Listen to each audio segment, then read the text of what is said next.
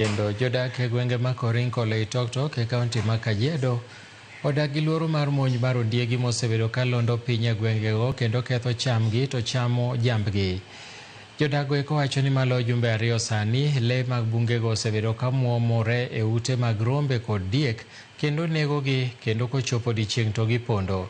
Gidwaro ni riwruok marango le mag bunge KWS mondo mi odonjre wachno kendo mak ondiegigo kaluoro gi medore mana ewi medruok mar kwan mar ondiegigo ka bende nyithindgi madhi e sikul be koro gin gi luoro ni ondiegigo kidek monjo. Kwa wakati huu tuna hofu sana kwa sababu kuna fisi ambaye anatembea huku kijijini na anakuja mapema saa 2 anakuwa amefika anarandaranda huku.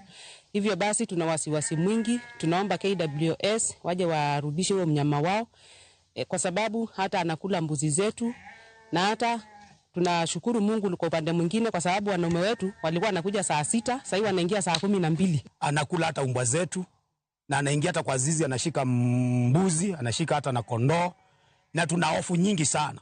Hata wakati wa kutembea tunatembea na shida.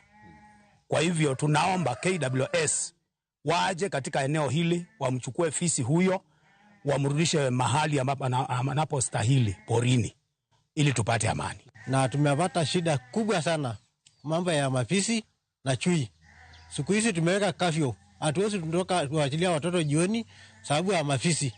Juzi tumepata chui ambaye ametoka ndani ya mabua na akakimbilia maeneo ya kiwanja ya ndege.